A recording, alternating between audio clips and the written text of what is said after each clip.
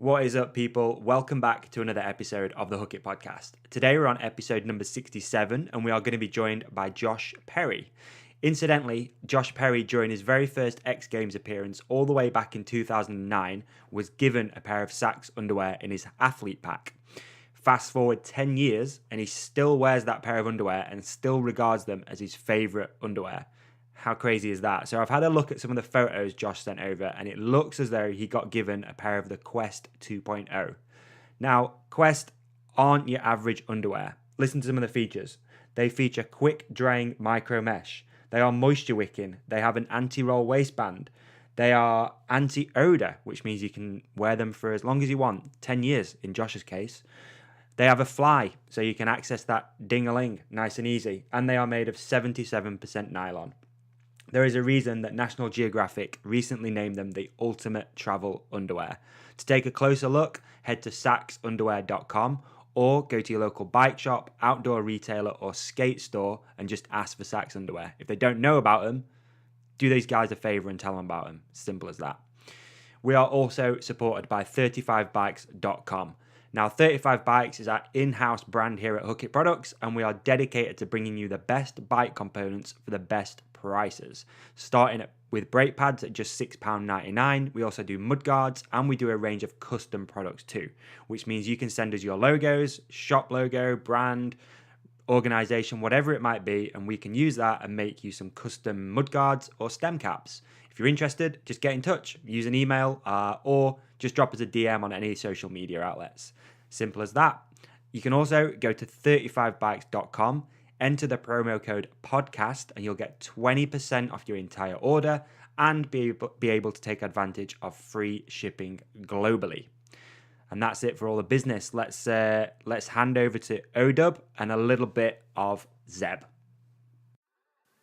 Welcome to the Hook It podcast, endorsed by @Odub_23. Add me, tag me. Follow me. Please follow me.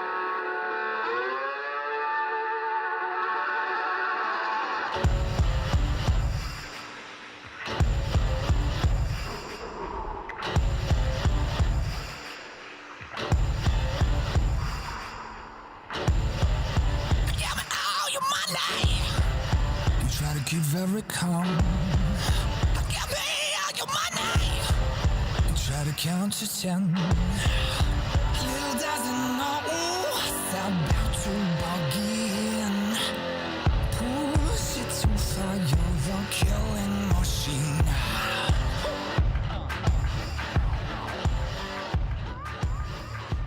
What is up, people?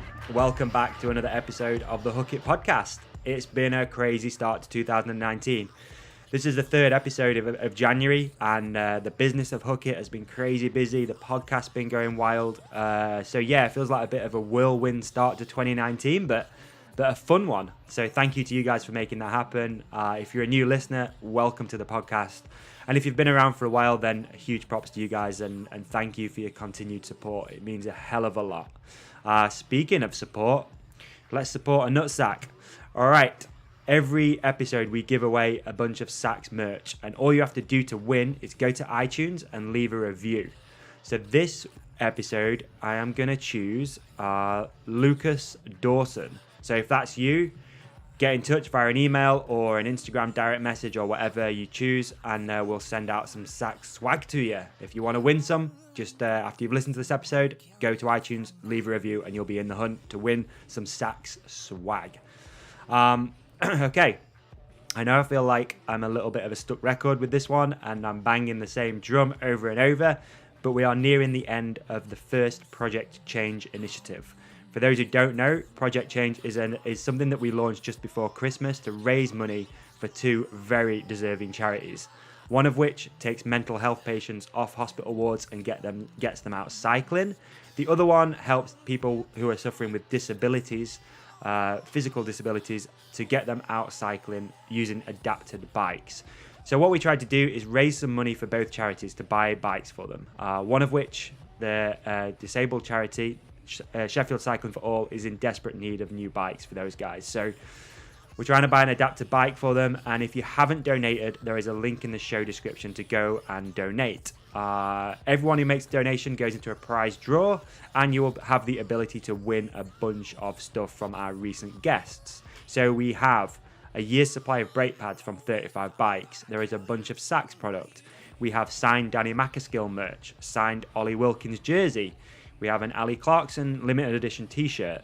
There is what else we got? Aaron Baker, a pair of signed gloves. There is Bike Track mud guards. Canyon were really kind and they sent a bunch of riding jerseys, water bottles and socks. And Crankworks 2 also pitched in with some limited edition and exclusive t-shirts. So if you want to win any of that stuff, just head to Project Change, make a donation, and you will be in the hunt to win something. And I'm going to draw that in the next week or two because we need to wrap this thing up, get these bikes donated, and kick off 2019 by doing something super good. So yeah, appreciate it, guys. Thank you very much. I know I'm beating that drum, but I can't even begin to tell you how important it's going to be to donate some of these bikes to these charities. And that's it. All right. On today's podcast, we are joined by Josh Perry, and what an inspirational and crazy story Josh's is. He started as a pro BMX rider and was diagnosed with a brain tumor at around 21, 22 years of age. And then we go into the reasons and some of the practical side of the ketogenic diet. So a little bit of a different episode, but super interesting. Josh is amazing, and I'm looking forward to doing more stuff with Josh as well in the future. So let's get into it, guys. Enjoy the episode, and let's welcome to the podcast, Josh Perry.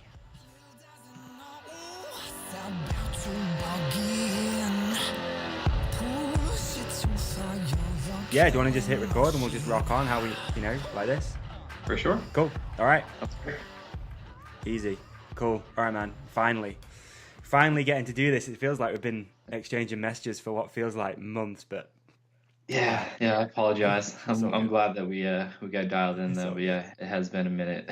It has. But I feel like I also start every episode of the podcast by saying, finally, like we're doing this. Yeah. Like every guest, we exchange messages for what feels like months, and then you finally, like, the ships just come together, and you finally get the chance to lay these things down. So yeah, that's what matters. We got it going now. So yeah, man, it's all good. Yeah.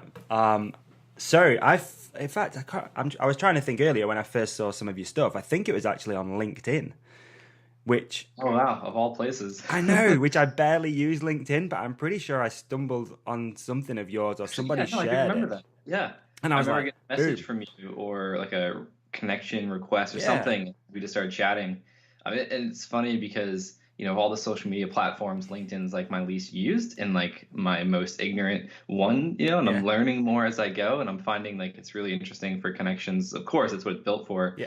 But I've been trying to like make a conscious effort to at least utilize it with just like even taking Instagram posts and just like put it over there and just see who connects and just respond and for sure. See what goes. And, I think one thing I've noticed with LinkedIn too, like from a business perspective, is you get so much just noise and just it's like Facebook now. It's almost people use it like a social media platform, don't they? It's just like telling you everything, and a lot of the stuff is just shit. It's just bullshit. So when I saw your stuff first, I was like, is this guy legit, or is it just? Do you know what I mean? Is it just someone putting on a facade that like just trying to, I don't know, make a quick buck or something? Do you know what I mean? Yeah, no, 100%. I mean, I hate those like generic like copy and paste messages I get all the time. It's like, I do X, Y, and Z. Let me coach you to do this and that. And I'm like, man, like I don't need that. I'm like, thank you, but like it's just like you can tell it's just generically copy and paste. Yeah. I'm like, I'm a true like person behind the the whatever platform I'm on. So it's like. I like really take offense at the copy and paste things. I'm like, come on, man. I can vouch for that, dude. As I've started following you more and like, watching your journey before we managed to lay this podcast down, you are like super legit and everything comes across really organic, and there's a real message behind it, not just a, like I say, a facade and just bullshitting, Yeah, and I mean, I appreciate that. That's like my biggest thing is like I want to be just who I am and share that. And if people don't like it, cool. And if they do, awesome. Like I'm ultimately trying to help people. So, and it's funny because when you try to be something you're not, you get caught up in these stories and these, these lies because you're trying to remember like who you are. But like me, I tell everyone like I'm an open book. Like I'll talk about anything and everything, especially if people want to know something specific. So that way it's easy. You don't have to remember who you're trying to be. You just share in the moment, whatever it is. And of course there's planning of like, I want to share this and that. You try to like spread it out. But yeah, I mean, it's just me being me. Yeah, no, I yeah, for sure. I can see that. So I've done a little bit of a deep dive into like your career and all that sort of stuff, and some of the most important things which I want to talk to you about. But one thing which I've not found much of is actually about your early career as a professional BMX rider. I think it looks to me like a lot of the publicity and stuff that you've got, especially over the last few years, is mainly because of the ketogenic lifestyle and the brain tumor stuff, obviously, which we're going to get into. So I'm interested to know like how you first got into BMX, which is something I always like to start these podcasts off with because it's so interesting to figure out like how people got into the sport which they become so good at. So yeah, how did you? There we go. There's the question. How did you get into BMX? I love that because no one has asked me the beginning, like in depth, like you just asked, and what I'm going to be sharing about. Yeah. And it's ironic because my next one or my second post coming up soon on Instagram is sharing the journey of the beginning, which because I uploaded the first interview I ever did about the situation I went through with brain tumors back from 2010, and I uploaded to my IGTV. So tomorrow, the next day, I'm going to be putting out a post exactly, kind of sharing in written form a little bit about the beginning, but then just to give some context to, I'm giving a shout out really to Vital BMX for following my career since I was 17. Moved from Cape Cod, Mass, which is Northeast America, down to South to Greenville, North Carolina. I was renting a closet space from my friend who went to school there to ride. And Vital followed my journey. And I remember doing my first interview with them laying on my blow-up mattress in that closet. It was like a storage closet. But it's just funny that you asked that. And so, I love that question. And really, when I was about 13, I think it was 13, that Christmas, I got my first BMX bike. It was a Ryan Nyquist green back trail Haro. And it was like the lower end one. So like a month later, I had to get new cranks. It was like, of course, everything was unsealed, new wheels. So my dad was just like, I didn't think this was going to be such an investment. But, I did my chores, I saved up my little bit of money, and then he helped, of course. But growing up on Cape Cod, for anyone that's familiar with that area of the United States, is huge into like little leagues, like baseball. Okay. And I remember being like 4 or so and, playing T-ball, and then just from there progressed to eventually get into Little League. And then it was my sophomore year where BMX started to take over, and I quit playing, basketball and baseball and really just focusing on trying to get my schoolwork done. Right. So that way I could ride. Okay. And I was about 16 when Haro and Vital BMX put out this video entry contest. So they were picking 10 people from around the world that submitted a video, a little bit of talking in the beginning about who you are, get some personality, and then all riding. Top 10 that got chosen got flown out to Greenville, North Carolina to ride the unit with Ryan Nyquist. Wow. And then also on the team back then was Rob Darden and Colin McKay. And they all voted on the videos. And so I remember getting there, and it's I think it was like 2006, I believe. So I was like 16. I think I was about to turn 17 that November. Okay. Yeah. So it was actually that February 2016 or 2006. I'm 16, get flown out there, and Colin and Darden actually picked me. Like they told me like, yeah, we really enjoyed your riding style, and you seem like a cool dude. And I was like, man, like this is sick. Like heroes, Yeah. Flew me out to ride with them, and long story short, I didn't end up winning. My good friend from Cape Cod, Marcus Tooker, won the spot. He was already living out in Greenville, going to school out there. But what was cool though is my bike was so messed up, and like the team manager Tony D, he actually gave me a flow spot on the team, so like started hooking me up with free parts thereafter. So when I got home, frame, like everything. Really? Brand new bike, because it was one of the times we were going from the unit to the JC Park out in Greenville, and the bikes were in the back and my wheel was spinning because of the wind, and it was just like back and forth, like it was messed up, like had a terrible at the beginning this paint job was sweet, like my friend did it for me, but then after it was just like all messed up and all my parts were like barely hanging on, like doing what I could to make it work. And then I think it was like a more, not so much pity, but like it was Right. like, hey man, like your bike's a mess, like let's get you a new bike. And then from there after it's kind of worked out to where I was part of the team. But that's what started, like, because then after that I went home, and I believe that trip or maybe it was after that, I missed too many days of school, so where I got expelled, and they were like, my mom was like, yeah, like totally forgot you're on this trip and you had school, like because you just been doing this, like they said you can come back next year if you want, but I mean, I was like, hey, I don't want to do that. So kept working and saving up money. She signed me, like legit, like supported me dropping out of school, like went out to the school with me, signed me out. And then I was still working landscaping, making good money, and then traveling a lot for contests. And my boss had enough and gave me an ultimatum to pick between, working for his company, which he's a friend of the family, so it was an awesome opportunity, or BMX. And that was the moment where I was like, all right, later. I'm done with school. Really? I'm going to Greenville. So I packed my things up and moved to Greenville, North Carolina, to train with Nyquist and Mira and all the other dudes that were out there. Wow. That was the beginning. Yeah. So just to rewind just really quickly, how did you first get into it? Like, did you see it on a video or anything like that? Yeah, so an older cousin of mine, he actually hung out with Marcus Tooker, and they were all friends. They all rode, and I'd been going to skate parks with a skateboard and stuff like that since I was like maybe 10, 11, 12, rollerblades, messing around. And then I saw that BMX bikes, could ride the same ramps and do this, tricks, and I thought that was cool. And I was like, man, like I'm already riding a bike around, my friend's house and this and that, like, and that looks like way more fun. You can go way higher than the skateboard rollerblades. Yeah. Then I saw X Games, and of course, fell in love with it. And then that year asked for a BMX bike and got it. And that's, just there took we over. Sick. So at that point then, we were already starting to look up to the likes of Mirror and Nyquist, who incidentally was on the podcast a while back. Ryan's the nicest dude. Oh man, he's awesome. His personality is great. Yeah. He's like, I don't know, he's been like that since I first, I was like 13 or 14. Really? Always just cracking jokes, always smiling. And I remember when I went to, it was 2001, I went to Dave Mirra's Super Tour that he was doing with ESPN around the country. And they were filming it for ESPN. And Nyquist was there and everything. And I remember him and my brother like having these races on Ryan's bike and like just playing around. And it was awesome. And then, of course, like all the other dudes, like Laird and Darden and all them were on the call-in. But yeah, it's cool like meeting those people and then them being genuine of who they really are, on and off the bike. And then in person, it's like the same thing. And, it's definitely what's led me to who I am today and like why I am the way I am with like people that reach out and I respond, I'm genuine and like just I don't see another way to do it. Dude, Ryan was incredible. I dropped Ryan like a direct message just on Instagram because I was like, obviously he recently made the transition into slopestyle mountain biking. And I was like, he'd be a perfect guest. I'll just throw it out there. I've had at this point, some really good guests on and the podcast was starting to grow quite good.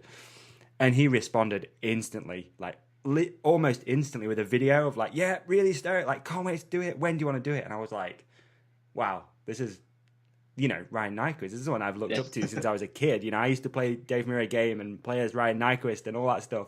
This is crazy. But, even since then, he's been the nicest guy. We still exchange messages and stuff like that.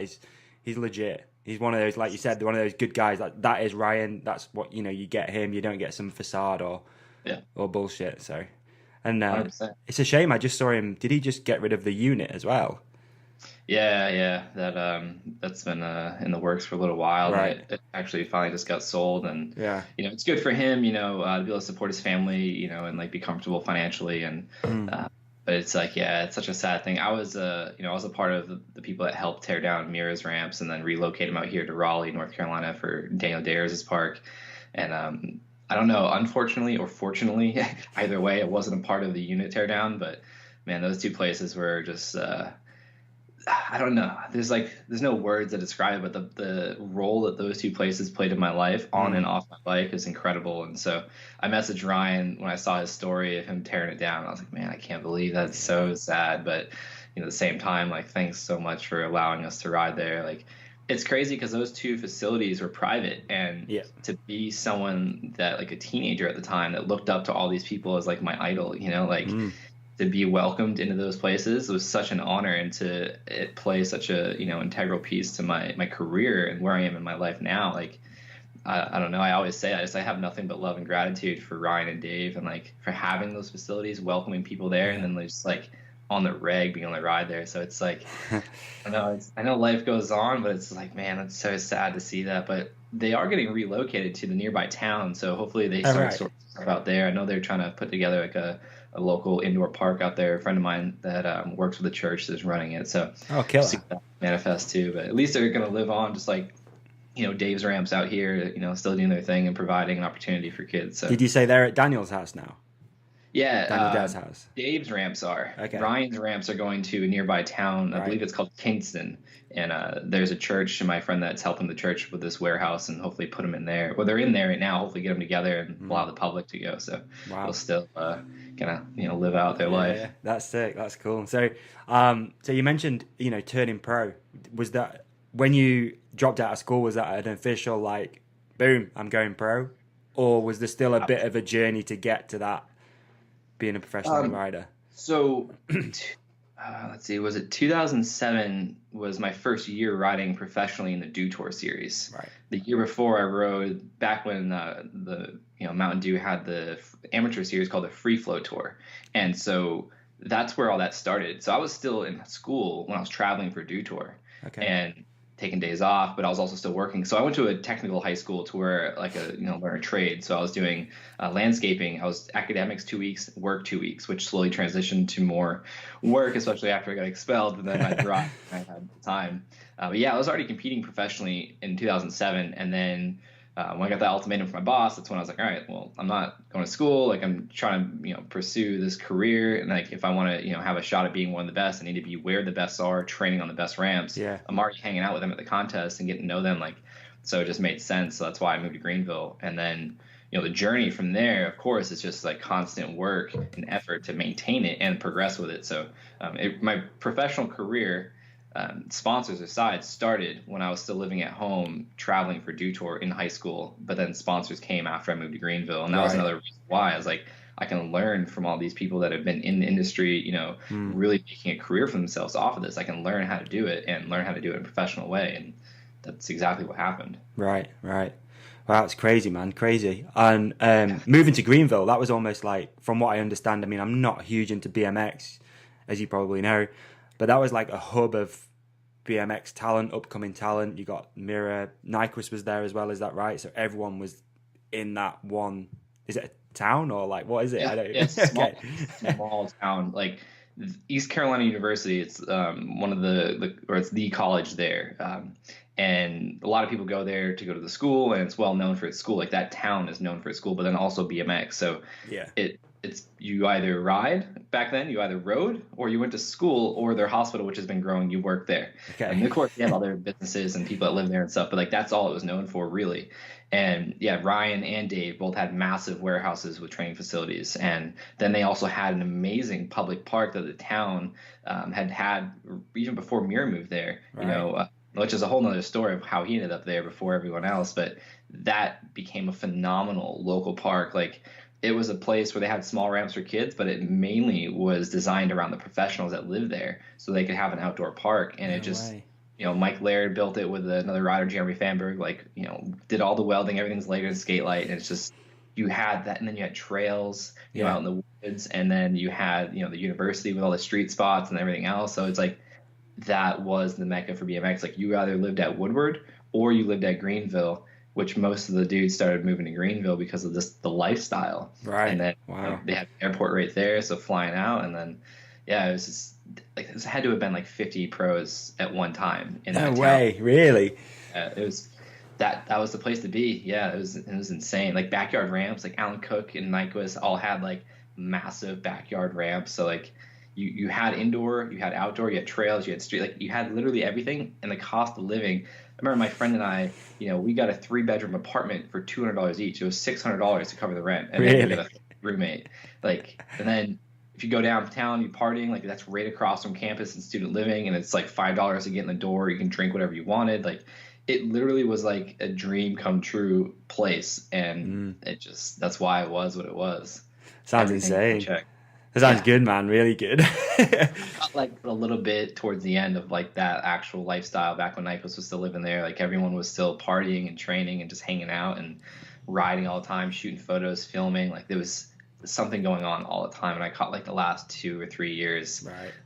of the Greenville days. Right. And I lived there for an additional 3 or 4 years after that. Okay. And how far is that from where you are and where you grew up?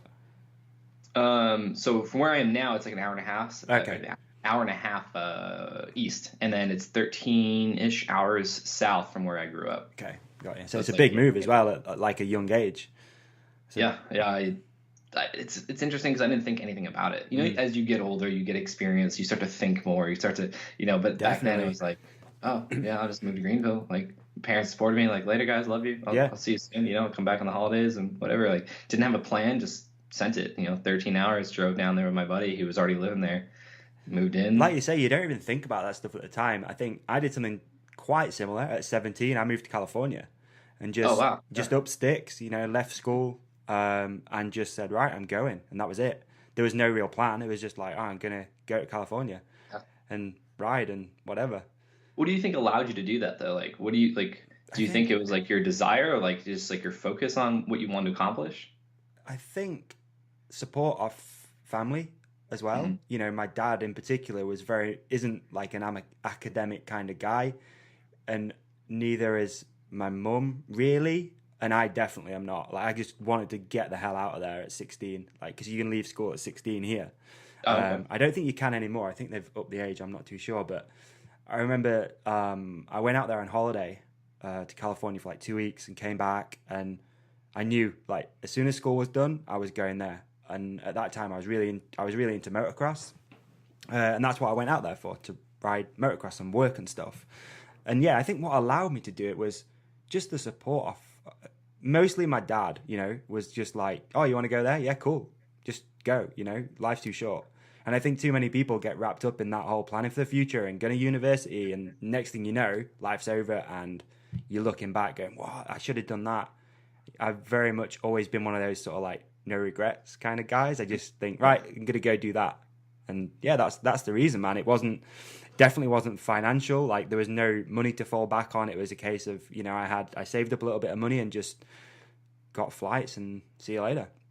And I did that for 3.5, I think, 4 years. So you'd have to come back and get another visa and go back, etc., etc. But yeah, it was good. And I think looking back, I mean, you don't really think about it at the time, but it was such a huge learning experience, to go over there at 16, 17. I mean, I'm 30 now, 32. So, at that time, there was no social media. To meet people, you had to go and you had to say hello to people. Exactly. And it was such a huge learning experience as well. Like, even little things and silly things like learning to talk to girls. So many people have no idea how to do that. Whereas over there, in America in particular, you go to the mall and you'd walk around and you'd say hello to girls. And it's such a huge confidence thing as well. And I'd like to think I've sort of carried that into the rest of my life as well, do you know? Yeah. Oh, 100%. And I think that's why travel is so important, as well as following a passion, whether you follow it as a career or just pursue it in general. And it's funny that you mentioned, that your parents support, because that was the same way for me, more so my mom. Like she always had the saying, like, and she still says it, like, go big, fly high, so like just follow, because she was always, I should back up. Both of them didn't go to college. My mom went to community college later on to become a phlebotomist, to draw blood at like hospitals. And that's what she does today, works at a hospital or a doctor's office, all that. Yeah. But my dad just went and learned a trade and started doing that. So no one really in my family had gone to college, just like, I guess my, immediate family. So they were always about like work hard, get a job, work for the life you want. And even in school, it wasn't about the grades, it was about the effort. So, the effort I put in, I got, some good grades, but I could have done better. But my focus was like, get the work done, pass the test, do the homework, go ride. Go do what you want to do. Yeah, or go work so I can make money to go travel. Yeah. So yeah, their support definitely helped me as well. And I think it's interesting because a lot of people hit me up about like, my parents don't support me in this or that. Like, what do I do? And it's like, I don't know how to put myself in those shoes because my family was so supportive. But on the other hand, my dad, like 5 years ago, stopped saying this. But from day one, he's like, okay, go pursue this. I'd already been making a little bit of money at that point, so he saw the potential, and we all knew it wasn't like a retire off of it. At that point, the money was still kind of dwindling down, but like, some dudes, of course, made a name for themselves like Mira and Nyquist, so, but at the same time, it's like, you just have a backup plan. Yeah. Have a backup. Every year we would talk at some point, how's everything going? Saw you on TV, you did this and that. Awesome. What do you got going on as back, like a plan B, Yeah. And then it wasn't until like 5 years later, or 5 years ago, he was like, seems like things seem to sort themselves out for you. You always, come out on top. You get a level head. You're smart.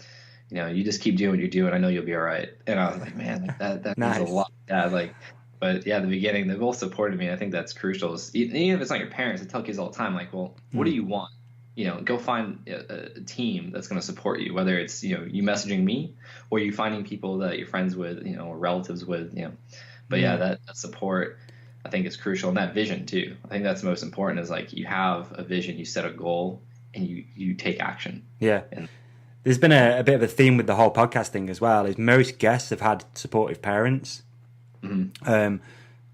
I can't think of anyone in particular that's come on here that said, oh, my parents didn't want me to do that. They didn't want me to do this. But I can't remember who said this, but a long time ago, I was listening to a podcast and somebody said, never listen to your parents for advice. And it's like in some respects, in some situations, I bet that probably does reign true. For me, I always listened to it because it was always good advice for me. But some people, get that, put the bike in the garage, go study, or, just get a normal job and, don't follow your passion. And in that respect, definitely don't listen to your parents, because just because they're your parents doesn't mean they know any better. It doesn't mean they have the answers.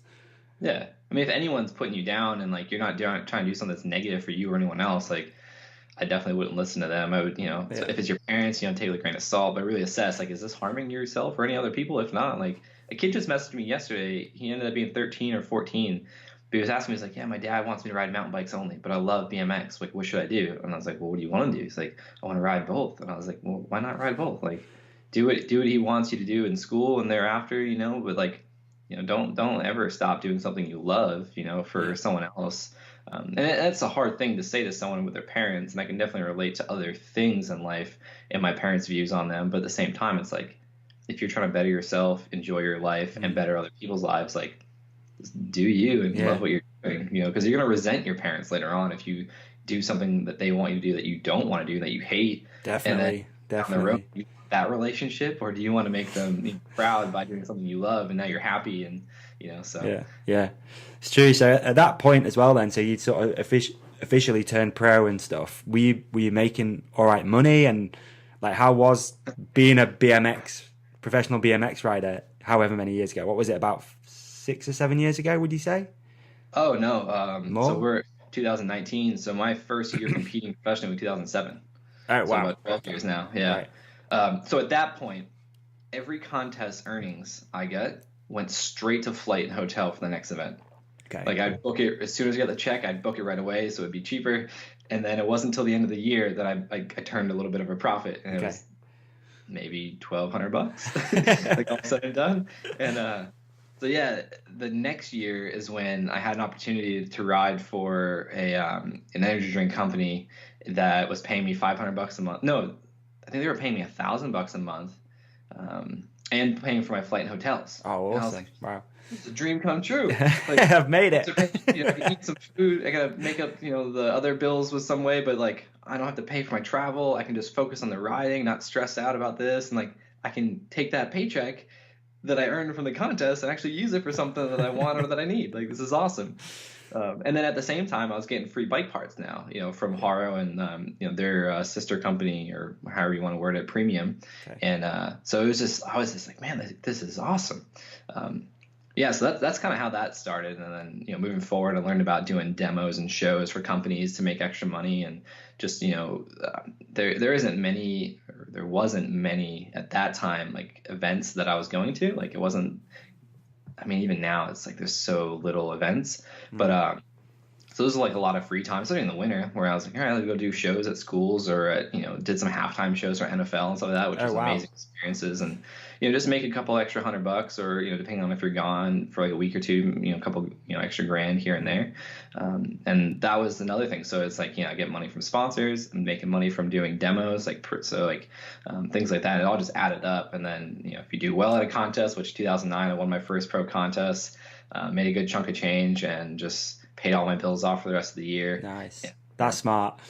Yeah, I, I don't. I guess it doesn't matter now because I've learned from it. But like, I wish I like did something better. Like, not a little bit more of an investment to like buy a car or something. Because you know, I don't know. I paid off my bills right away, which was smart. But at the same time, like the things I know now, I probably should have done something different. But hey, you live and you learn. So. You do. Do you think being around the likes of Nyquist and Mira was helping as well? Yeah, I mean, because I know Ryan's had I got my first paying bike sponsor. Oh, right, really? Because I was talking to a bike company, which ended up being the bike company I rode for 6-7 years, something like that. But you know, I was trying to like get a paycheck from them. You know, I've been riding for them for free. Like, you know, on the amateur team, I had won my first pro contest. I was getting a lot of coverage. I was riding the Do Tour again, and I was like, man, like, I feel like I'm earning, you know, a paycheck. Like, I'm right up there with the other dudes, you know, and I'm doing a little bit more now. So then he was like, yeah, like, tell them I'll put, like, that you're talking to me about putting you on Miraco, even though he didn't have the budget for it right then, you know, for the team. He's like, we'll figure it out if I have to, but like, you tell them that and see what they say. And then, you know, they ended up getting me a paycheck after that. You know, I would have rather rode for him, but I just know it wasn't, you know, working out in the team budget at the time. But yeah, that's the reason why I started getting paid for my first bike sponsor, was because of Dave. Amazing. I saw as well when I was doing a bit of research into Ryan before he came on. He's helped quite a lot of young up and coming BMXers with basically planning financially, which is pretty cool. Yeah. And again, I can't even imagine being your age, you know, making money, doing what you love. I definitely wouldn't be putting anything to one side. It'd all just be party and full gas all the time, I think. Well, and I thank my parents for that, because like I said, like, I got a job when I was like 14 or something, stocking shelves at a gas station, and then when I was about 15, started landscaping for. So you understood already like the value of $1. Yeah, and then I was doing chores before that to, you know, get like an allowance from my parents. And I remember when I was like, I had to have been in like 4th or 5th grade. I got like a savings book back when that was a thing. Like, there wasn't iPhones to check your balances and all that. My mom taught me like the value of saving money and prioritizing it and keeping track of it.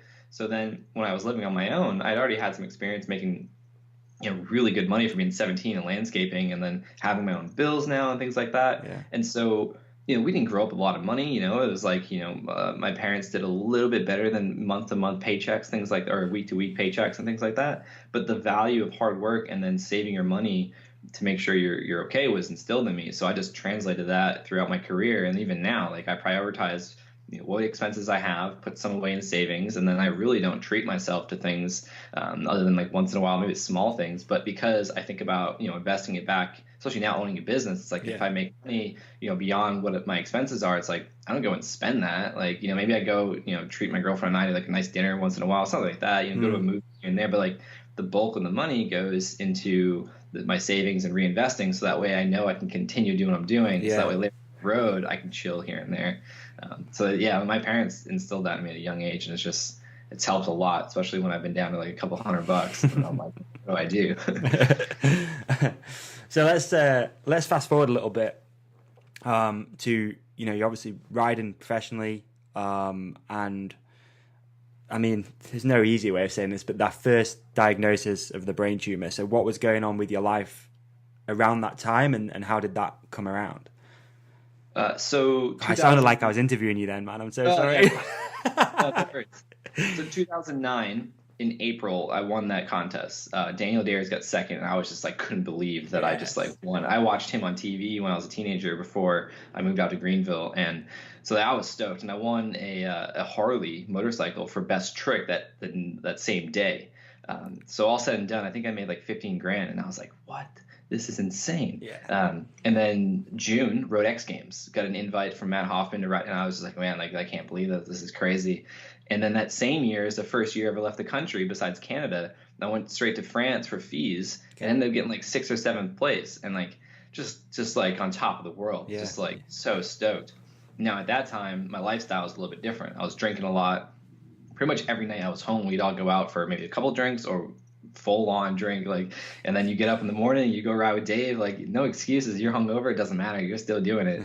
And that carried through that year, but also this sense of freedom when I first moved out there to like, I'm gonna eat what I want, I'm gonna do what I want, I'm gonna drink what I want, you know, and then like crap, you know, food being cheaper than quality food. So it was fuel to me. That was it. So I was experiencing a lot of these, getting fatigued and like falling asleep mid-afternoon, like crashing for no reason. Headaches started coming on and off, which I just related back to when I was younger. I used to get these gnarly migraines to where they make me throw up. And I was like, maybe they're just coming back. And then sometimes it'd be so bad that I couldn't see, so I wasn't riding. And the pain was so bad, I was like, man, like I'd have friends drive me to the emergency room, urgent care, because I couldn't, just to figure out what was going on. Every time I went in there when it was that severe, I was like, hey, you guys got to like scan my brain. Like, I don't care, X-ray, CAT scan, MRI, something, because something's wrong. Every time they told me, you're young, you're fit, you look like you're in shape, paperwork's fine, blood work, all that. You just have headaches.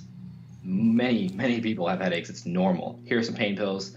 Manage the pain. If you need more, come back. And they'd send me home. And I never took them because I had a traumatic experience when I was younger, and I projectile vomited, and I've always just been scared of the pills. But the last time I went in, it was so bad, I was just like, screw it, I'll take them. And projectile vomited in the car on the way home. Thankfully, I wasn't driving. Had to pull over, wouldn't stop, and then blood just started coming out. So it was like nothing but blood was coming. Like I was throwing this up on the side of the road on my hands and knees. Now surrounded by a pool of this like really dark blood, I'm thinking I'm dying, literally thinking I'm dying. Get home, I call them and like, I explain what happened. Like, oh, it was just probably some blood vessels that, burst because of, what was going on, and went and got checked out the next day. It was fine. But then moving forward, so that was 2009, and that was multiple times that I was having these experiences, like the headaches and the throwing up and things. Now, December was Mira's invite-only contest at his private warehouse, and there was a day where I couldn't practice. Thankfully I'm local there, so I already knew the ramps and the lines, but it was like my vision was so off and my head hurt so bad I couldn't ride that day. And then moving forward, it was March 2010 where vision was okay one day. I learned flip whips in the foam. We've been doing the ramps for a couple of months now, so I was doing flare whips that day. A friend of mine wanted to learn flare whips, so got 10 in a row, I think, dialed. And we didn't have resi quarters back then. We just had resi box or a spine. Okay. So I went to the quarter pipe. And this is at the unit, actually. Went to the quarter pipe, felt super confident, tried it. But because I was doing it on a slightly smaller quarter pipe, I over-rotated because I was afraid of under-rotating. Okay. Got sent to my side, whiplash hit my head. Now I had to get an MRI. So before I was told you don't need one, but now I needed one. And I'm sitting in the urgent care office a couple days later waiting on the report, and the doctor comes in. He's like, Josh, we have your MRI results, and there's no swelling of the brain, no bleeding, so that stuff's all right. But there's something in your brain that shouldn't be there. And I'm like, like what could possibly be in my brain? Like I didn't put anything in there. How does something get in there? And he went on to say, like, well, it's a large mass, and we don't know if it's benign or cancerous. And I was like, oh, what? And he's like, but it's a brain tumor, and Wow. if you want to live, you're gonna have this taken out immediately. And then I saw the size of it, and I was like, oh wow, like that's insane. And then he went on to say, I want to let you know you'll probably never ride your bike again, and you'll have difficulties getting back to everyday things, as a recovery. And that, like, everything just shut down. And I was like, the only way I can word it is like two ways. Like I'm like out of body experiences people talk about. Like that was the first time I experienced that. Like I'm just like watching my own horror movie and just there, but I'm not there. I'm like hearing things, but I'm not. I just heard keywords, and then just felt this like roller coaster of emotions and just felt broken. Like the only way I can put it is like broken. Like all these things of just like, am I a bad person? Like, why is this happening to me? Like I'm about to die. I'm living my dream. Like just rode X Games, won a contest. Like I'm riding with my heroes. Like this is about to be taken away, and I'm about to die now. And then just, that's that was that experience. And that was March 2010 when I got diagnosed. Is it still hard to talk about? Because you've done so much press and interviews and stuff. Does it still give you the, I'd call it the heebie-jeebies, but does it still bring all those emotions up? Is it? Not so much anymore. So it's been 9 years now, actually. Yeah. April will be 9 years from surgery. And at the beginning, I was really against sharing because I felt embarrassed. Like I felt like I was, broken or, like a bad person or something. And I just felt embarrassed to share. And then I was encouraged to, and the more I did, the more that people reached out to support me, but also say thank you because, my ability to, move past it, to ride again, or just to share, and that strength to share. I'm finding a lot of people don't like to share things like that, even if they're doing well today. Like even celebrities that I've tried to connect with, about like getting together to do brain tumor awareness stuff, they don't want to share. Right. for whatever reason. And so I'm like, a lot of people were taking value away from me sharing. So now it's just, it's just I don't have it a part of my story as in like a negative sense. It doesn't define me, but that's what I do now. I love sharing because I ultimately, like, my purpose in life and the reason why I stopped competing is to serve and support those that need help, and if I can share my experiences and they can take away something, valuable from it to help them, then that's everything I'm trying to do. And so many people from different walks of life, like athletes, kids, adults, businessmen, like whatever, have said thank you if they heard my story because it helped them get past a fear, whether it was getting back to doing something, was like pursuing a goal that they were afraid of failing or whatever. And like that just means the world to me. And so yeah, I don't feel any kind of negativity about it, like in any way, even if I describe it vividly, which I've been doing in writing lately. Right. So yeah, I think it's a part of my past that I have no shame of sharing, and ultimately it's to stay on purpose with helping people. So yeah. And so up until that point, then you said you were living quite a different lifestyle. So what was your life like at that point? What I know now there's a big focus on CTE and head injuries and stuff like that. Was it the first time you'd experienced a head injury so bad that you'd gone to get an MRI? Was it like literally the first one? Yeah, so I had some head injuries in the past. I probably should have got MRIs now that I've been reflecting on it the last few years. But that was the first one that I went into to get because the headaches would go, they come and go before that last concussion. But then after, it was just 4 days nonstop, 3 or 4 days. And that's why I got an MRI. I went to see a chiropractor because I also messed up my back in the crash. So he adjusted me and everything. But they still were there, and that's why I got an MRI. And thankfully I did, because if I had just blown it off, my surgeon said I had another month or two to live based on the size and not being diagnosed and suffering at that point, And before surgery, I couldn't see much anymore. Like, it was a constant blur of things, and just the headaches were so severe. Right. Wow.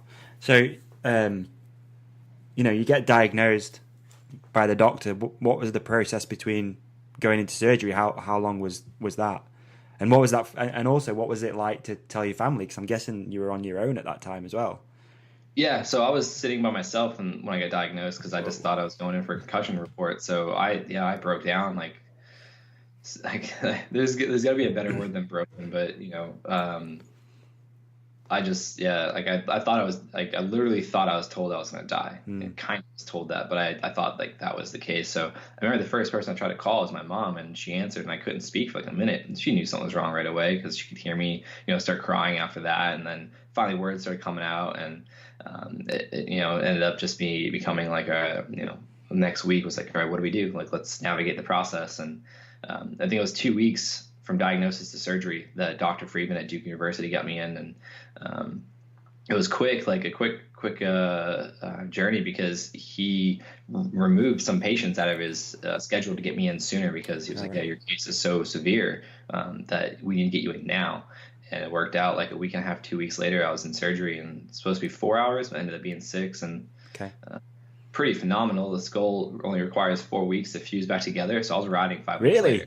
Insane. Yeah. How crazy but is of that? course, not like full on, but like pads, helmet, just cruising around. Yeah. And day by day, I go a little bit higher and start one trick at a time. And then was it like 13 weeks from surgery, or maybe 14 weeks? I was in England riding the NAS contest, and got and there, and I was like, man, this is insane. Like, I thought it was gonna be best case scenario, recovering for a year. Going into that surgery as well, that must have been a real trip. I mean, that is a life-threatening surgery, surely. Yeah, I mean, there was risk either way of death, like going through the surgery or not go. I mean, they said for sure you die if you didn't go through the surgery, but even so, there's still like become, paralyzed, could have a stroke, could, bleed out and die in multiple different ways. And there was a lot of fear around that, but then there was like this point where it switched, where it was like, it wasn't like there was no more fear. Like, I'd already been told the worst news you can ever be told, I mean, people, I guess, can agree or disagree on that, but at that point, I was like, man, like, this is what I have to do. This is it, yeah.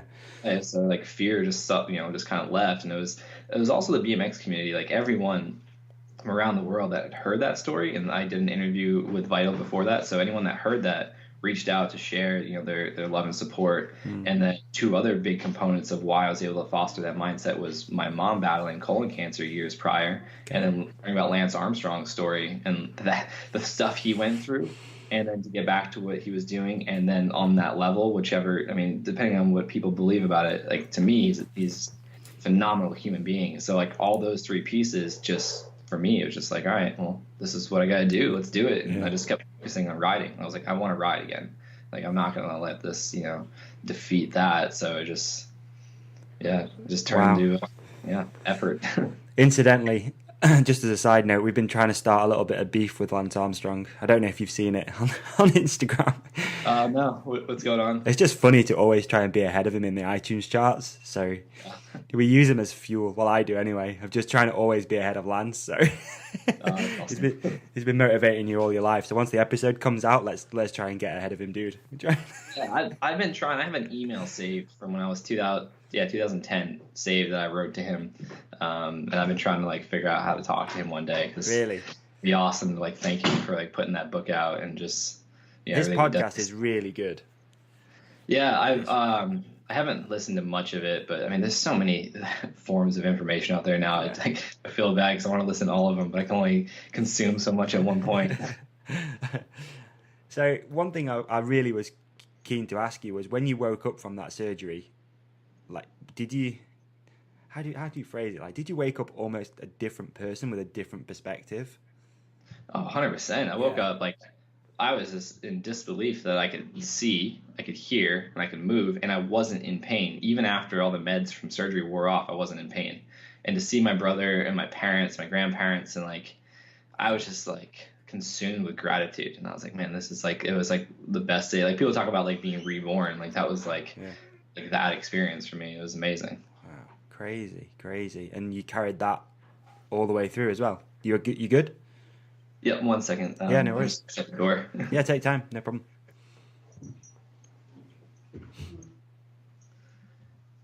Actually, now that I took my headphones out, I realize I don't know if my microphone's actually on or not. Well, I can hear you perfect if it helps. Okay, can you hear me now? Yeah, it's fine. It's all good. Sweet. Yeah, I put the audio through the microphone actually, so now I can hear it. And, yeah, we were just talking about that before we started. I should double check to make sure my microphone was working. It'd be funny if you'd been lip reading this whole thing. That'd be an effort. Wow. Especially with a Sheffield Northern accent, it'd be really tough for you. Okay, so let's try and think where we're at. So you're riding contests again, and was there already a risk of another tumor manifesting, or like how was your headspace then? Do you do routine MRIs to keep on top of these things? Yeah, every 6 months after that we do an MRI, and there wasn't much of a fear that it limited me in my life of it returning. It just was, the thought was there. And really at the end of that year, I watched a documentary about nutrition and health, and that's really what motivated me to start making changes, because that was fear-based. I was like, man, like I learned that maybe I could have maybe I did cause this, and maybe I can prevent it, or maybe I could have prevented it. So like fear led that first initial like action in nutrition and health. But riding wise, it just took me a little while to get comfortable confidence wise, because I was afraid of hitting my head and things like that. That was I think one of the biggest battles, was like fear of hitting my head again, even with a helmet or anything, just not wanting to cause harm to my brain. Yeah. And the tumor they found, the first one, it's benign, which means non-cancerous. Is that correct? Yes. Yeah. Even the four that I live with today, they say are benign. It's just a genetic disorder that's causing them, and that's ultimately what led me to the lifestyle and the diet that I follow today. And we can talk about that after, I guess. But yeah. Okay. It's definitely mostly just fear of hitting my head to causing harm. But other than that, it was Did you pick up where you left off as well with your BMX career? Did you pretty much pick up where you left off? You still ride pro contests, etc.?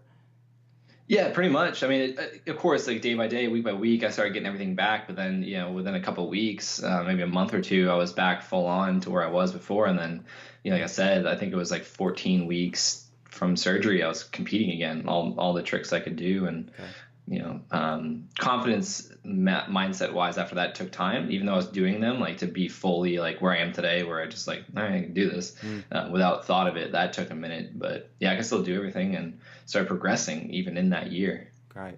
Did you get a lot of increased exposure too? Was that one of the positives out of the whole thing, was doing interviews, making videos, more than you would have if you'd have just carried on as you were? Have you ever looked at it like that, or is that just totally ridiculous thing to think? No, 100%. And like that's ultimately like the third time I was diagnosed in 2017. That was the mindset I had, was like, how do I spin this to help me and to help others? There was no more fear, there's no more victim mentality. But the first 2 years, it was I did like an interview, like I said, for Vital BMX, which I just posted on my Instagram story, and like did stuff like that here and there. But it wasn't until 2012 when the second diagnosis happened from the original tumor complications of the artery it was wrapped around in the optic nerve, where residual cells grew back in 2 different locations now. Right. And then the risk of surgery was just out of the question, because it would be the same thing. Like they couldn't risk hitting either the artery or the optic nerve because so many different things that wouldn't, paralyze, death, all that. So they suggested radiation. I didn't like that, so I found a technology called gamma knife for radio wave treatment. Okay. And went through that procedure. The tumor shrunk for a couple of years, but the company that ran that technology reached out to me to do an interview with their company, and then that's when the real mainstream PR and stuff started. And that's what's led me to like my sharing my story, was like that company started helping me, like putting my story out to like People Magazine and GQ and Fox and like all these places to promote that technology, because it's still not as well known as it should be. I had to go search on Google for a while to find it. And had I got an MRI when I originally asked for one, and I probably would have found the tumor a lot sooner. It wouldn't have been as large, and then I possibly could have had gamma knife to treat it rather than open skull surgery. So, really passionate about medical imaging, because that's what saved my life. But also being an advocate for those people that think they need it. Like doctors aren't dictators. Like they should be on your team. Not the other. They shouldn't be telling you what to do 100%. Yeah. And then also gamma knife, I believe, should be more well known, because I've had so many conversations with people that have been like, yeah, like we looked into it because of your story and it worked, and it helped, and it was an option for us. And it's insane how it's worked out for me. But that's why I share. To your question earlier, that's why I don't feel ashamed or discouraged or anything about sharing, because there's so many people that I've been able to help, and I want to continue doing that because I don't want people to suffer. Like that's my whole mission in life now, is I don't want people to suffer like I was, to be able to, live the life that they, are deserving and want to. Okay. So if someone is diagnosed with a brain tumor like yourself, there's a couple of different options now. So initially it was that simple, open skull surgery, go in there. I'm guessing they cut it out. Is that correct? Yeah. Okay. Yeah. Full on. Yeah. Sounds pretty brutal. Yeah. So they go in there and they cut it out. And then, so you discovered another form of treatment called gamma knife radiation, which is that not intrusive at all? No. So it's technically it's called radio wave treatment, and they use 180 degrees worth of different radio wave beams and a computer to pinpoint a location to treat. Now, with that being said, traditional radiation destroys all surrounding tissue and the area they're trying to treat. With gamma knife, it doesn't, like the radio wave beams aren't strong enough until they meet, so it doesn't damage surrounding tissue, and you can use it in an area need be later on, a second or third time. Traditional radiation, you can't really do that, and it destroys all the tissues. So, it's not invasive. Like it's just basically like you ever get an MRI, it's like you lie down on the table, you go into the tube. It's like an MRI without the noise. So you're just pretty much just chilling, and it does its treatment. It's really, I don't know, it's really profound how it's not like more well known for people because of the positive, what really did it for me was the statistics of success rates were so high, and people got back to the normal days the next day, and I was riding 6 days later after that. They just wanted me to chill to make sure I didn't have any symptoms, which I didn't, but I could have been riding the next day. I went to Boston to have that treatment done. I drove back to Greenville 13 hours. No way. Like right after treatment. So wow, it's pretty insane. And why isn't it getting the mainstream media? Why isn't it used more? What's the complications? Chemo is pushed everywhere. Like if you dive into chemo and you figure out the politics about that in the money trail, it makes sense. And it's like chemo right now is the standard of care. Now they're trying, and I don't know how far it is, but they're trying to put the ketogenic diet and exogenous ketone supplements right there with chemo as standard of care, because all the research showing oxygen and ketones, what it can do to prevent damage from chemo, but also enhance the effects of chemo on the cancer cells. On top of the ketogenic diet and lifestyle, what it does to cancer cells anyways by starving them from their fuel source. So that's becoming a thing now, but chemo makes so much money that it makes sense. It's the same reason why real food isn't the option in this country. It's because of all the money and like medications. Why medications outrule holistic lifestyle changes, which 90-something% of the population could benefit from, because only a small, like less than 10% of the population suffers from a genetic disorder or cancer or anything that can't be prevented. That's less than 10%, and that's a statistical fact that I could go look up and I'll find the exact number. Like less than 10% of this country suffers from something they have nothing they change could help it, or make it go away. It could help them, but it'd still be the same. 90-something% can change. Crazy. That's insane to me. Yeah. But if you follow the money trail, it makes sense, and we're having enough people like myself being sick of that and having positive experiences with alternative methods to health, that it's becoming more, especially with the internet now and social media, like it's becoming more well known, and like podcasts, like there's no censoring. Joe Rogan talks about in his, like he's like, I can say whatever I want. Yep. I'm not, like, this isn't funded by anyone, this isn't moderated by anyone. Like that I think is powerful. So like that's why this conversation means so much to me, is because every time I have an opportunity to share, of course BMX is there, of course brain tumors, but then different ways people can help their lives, like the ketogenic lifestyle. That's something I'm super passionate about, and it's a matter of time before that becomes standard of care. Yeah, hopefully. Or prevention. Yeah, exactly. Yeah. And that, again, when I started looking into the stuff you were doing and watching more of your videos and all that sort of stuff, that was one of the things that for me I was really interested to get you on here and talk about. So I started getting into the ketogenic lifestyle, and I went full keto probably like 3, maybe 4 years ago. And again, it only came up because I heard it on a podcast. Yeah. And without that, I would have just carried on as I was, eating masses of bread or whatever it could be, right? And it just kept. I was thinking about it before. It just kept coming up in listening to podcasts, and I think it was Joe Rogan who was just talking about it, not with an expert or anything. Who just said he'd heard about this diet and stuff, and I was like, okay, that's interesting. And it just kept coming up, and I think it was maybe Dom D'Agostino might have been on this podcast, something like that. And I was like, right, I'm trying it. I'm going in, because I've always been really interested in food. I love cooking. I've always been quite interested in diet, even if it was maybe 10 years ago and I got quite into strength training, all the bullshit around protein shakes. And do you know what I mean? I just enjoyed food and been mindful about what you're putting into your body. And I think it was a long, long time ago when I heard someone say, you are literally what you eat. That is you. And I got really mindful of trying to, eat good food and stuff. So yeah, I went full on into the ketogenic lifestyle and diet about 3 or 4 years ago, and I experienced some huge benefits from it, man. Oh, yeah. If I'm being totally honest, now I'm not as full on, but I'm pretty damn close. And I think the more you get into it and the more patterns you create, the more it's easier. Maybe you're not as full on as you want to be, but you're still eating way better than you were before. Like for 100%. Me, a bad week is, I might have had a slice of bread or some. Yeah. I've not had pasta for probably 4 years anyway, so I'm trying to think of something else. Maybe some sweets like candy or whatever. Mm-hmm. That's a really bad week for me.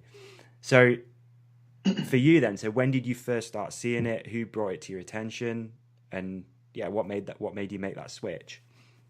So a doctor named David Perlmutter wrote a book called Grain Brain in 2013, and a friend gave that to me. And it's all about high fat, low carb. And then there's sections where he talks about ketogenic specifically, and then started making changes. So I was, really high fat, low carb, not ketogenic yet, but went through a nutritional health coaching program, and I got introduced to another guy that was all about high fat, low carb named Mark Sisson. People probably know him from the Primal Blueprint. He was a guest speaker in that school.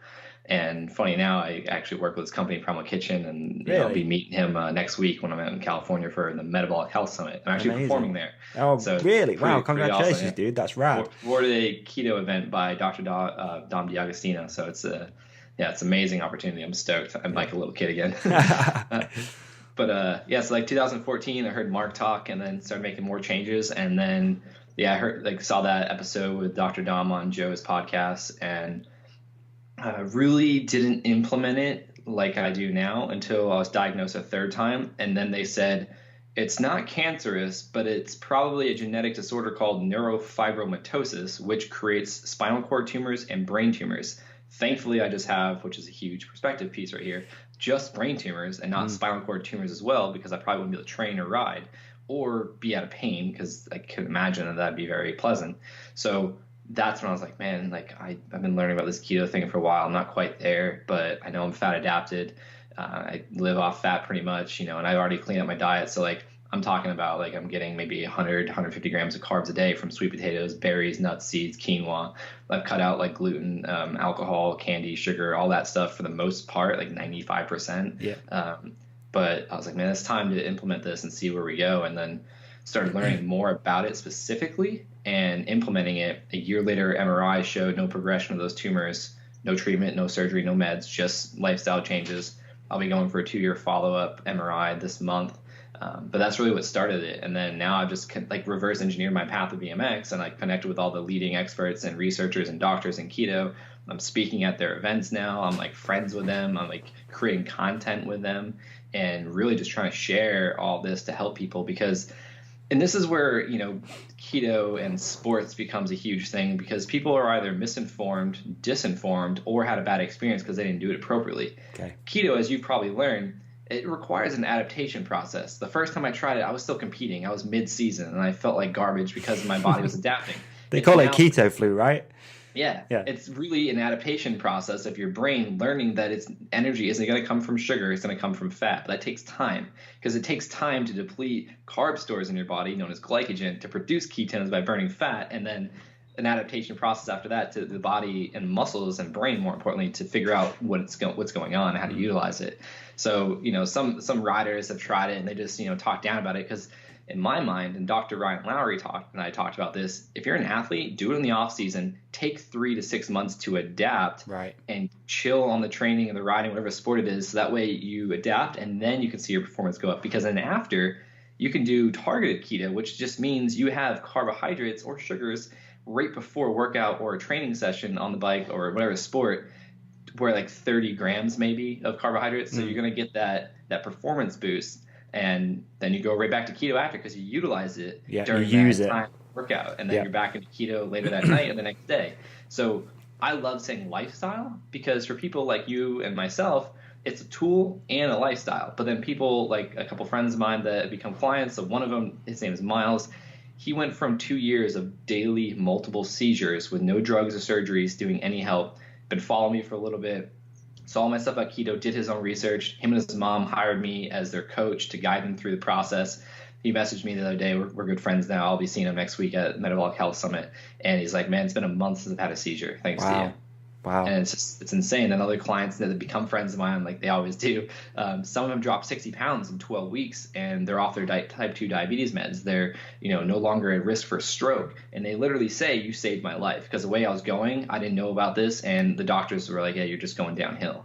So it's a tool or a lifestyle, depending on the person, their goals. But it really takes that time to adapt. And I'm sure you experienced some lulls and some things. And mate, for sure. But that's the thing; it's committing to it, and I think that's a big thing for your mindset too. Is that you've committed to something. For me, some of the benefits, and I'm going to be quite selfish with this here, just to pick your brain on a few things. Some of the benefits I got, physical benefits as far as like aesthetics and how you look, got pretty damn shredded, to be honest. I definitely looked as good as I've looked ever. I think a mental clarity, that was really interesting. And the only way I've ever got that kind of clarity again is fasting. Yeah, you're making ketones though. Yeah, exactly. So the last, I usually do a 3-day fast once a month. So the first, second, and third of every month, I'll not eat. Just drink water, the odd black coffee, maybe if you're really struggling. But yeah, that third day, insane mental clarity, just on it. You know, that's the only way I can describe it. Is you're just on it. Yeah. And then the other one was a real increase in just performance in general. Not, I wouldn't say from a athletic point of view or anything like that, but just all day I could just work or whatever. There was no mid-afternoon lull. You just, boom, you're constant all the time. And they were the three things that I think really, really stood out for me.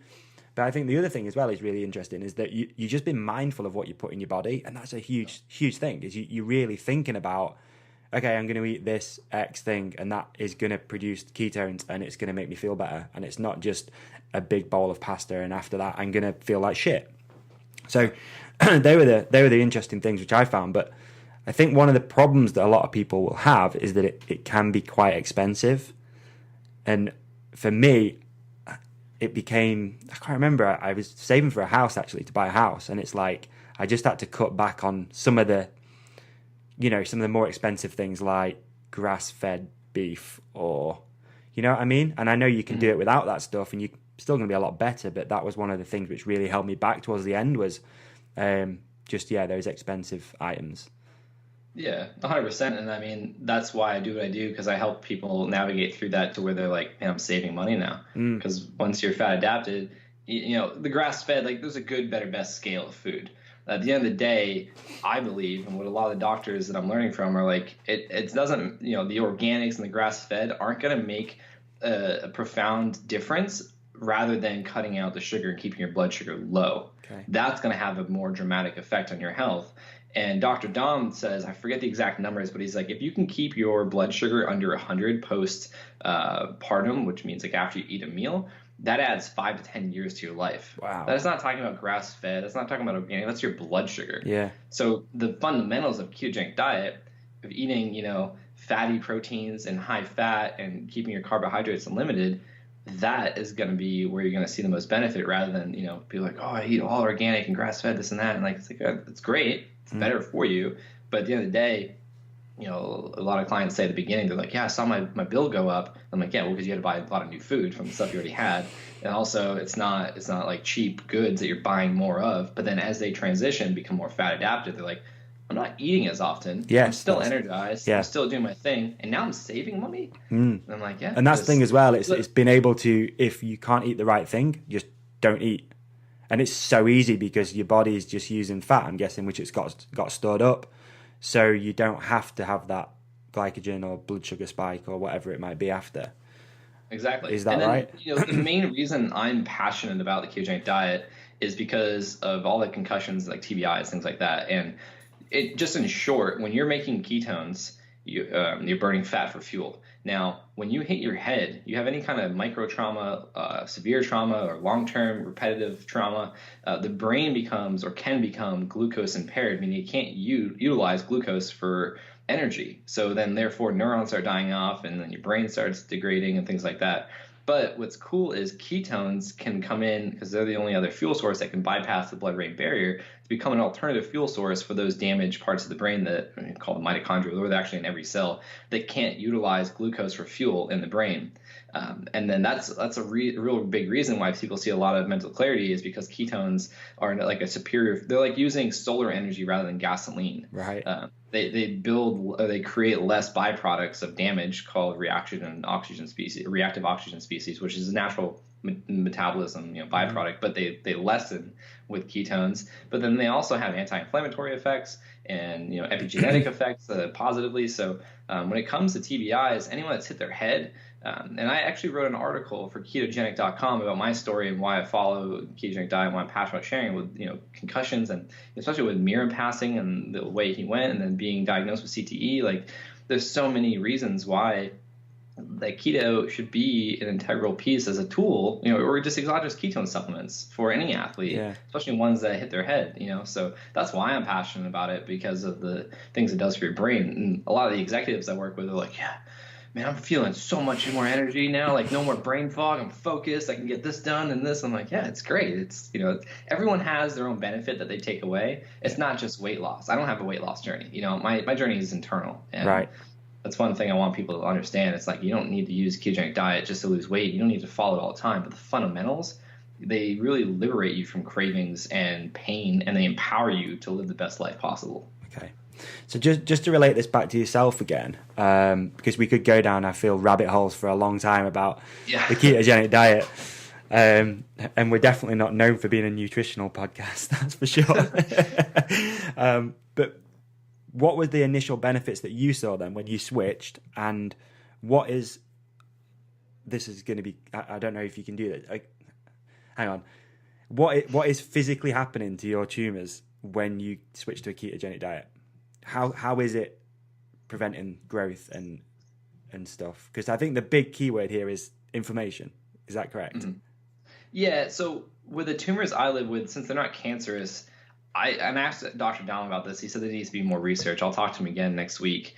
But on benign tumors especially, I don't know if they run off of glucose for fuel or what their fuel source may be. Okay. But I do know them saying I have a genetic disorder, the study of epigenetics, being able to express genes one way or another, ketones have a profound epigenetic effect that if there's a gene that's expressing itself to create a tumor is basically just multiplied cells over rapidly. Like we always multiply or replicate our cells, but a dysfunctional process of that creates tumors and cancer, things like that. Now, understanding ketones have epigenetic effects, meaning they can express genes the opposite way that's creating tumors, that's what I believe is doing the work for the tumors I live with. Now, if I had cancer, it may be that they're starving them and destroying them. Because a cancer cell is fueled by glucose, correct?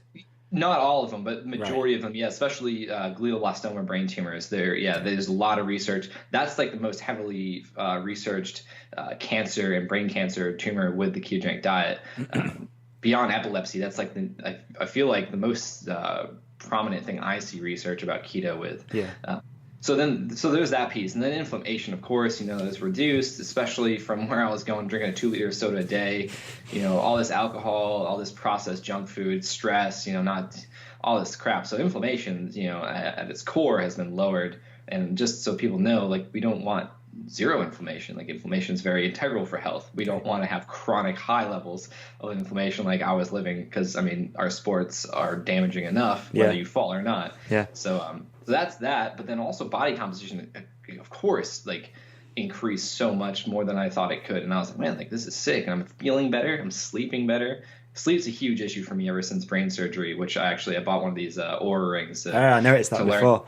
Learn more about that. Yeah. But recovery, I'm not as sore. I can ride longer, like, there's just so much for an athlete. Becoming fat adapted and utilizing ketones on and off or full time, there's so much benefit from it physically. But then mentally, like the ability to handle stress and anxiety and things like that, and really just audit my thoughts on a more level ground has increased. And there's so many lifestyle changes that come with keto that I think is the combination of why I feel the way I do, and why a lot of people like yourself feel that. It's because, like you said, the consciousness of your choices every day have to be audited, because keto isn't just a diet. It's not a fad diet. It's the only diet with a blood marker. It's the only thing that you can be like, you're doing this correctly or not. Oh, no, I'm doing it. Well, have you tested your blood? No. Well, that's the only way to know for sure. And like, there's no other diet that has a blood marker to tell you if you're in ketosis or not, or in that diet or not. So I think that's a huge thing to point out too. Is like, it's not just a fad diet. It's researched heavily for hundreds of years. But because it's blowing up now, because people are getting dramatic results and then picking and choosing what they want to say, there comes misinformation, there comes disinformation, there comes fat status. Now every brand is now creating a keto product. Like Slim Fast, they launched a line of keto products, and I've gotten hit up by a lot of these, major companies, and I'm like, no, you guys don't believe in what keto is. You're just trying to make a dollar. He's trying to make money, yeah. And that confuses people further, and it's sad, but that's why I share so passionately. The thing is because there is so much information out there, whether it's, it's just an absolute cluster of stuff. And to really break this down and figure out how you can start is important, I think, by having podcasts like this, where it gives a bit more of a layman's sort of, this is what you need to do to make this work for you. And that's kind of what I was looking for as well. And I think Rogan did a good job of that, of really just going like, right, okay, how can I get started? How is it going to benefit me? How can I do it?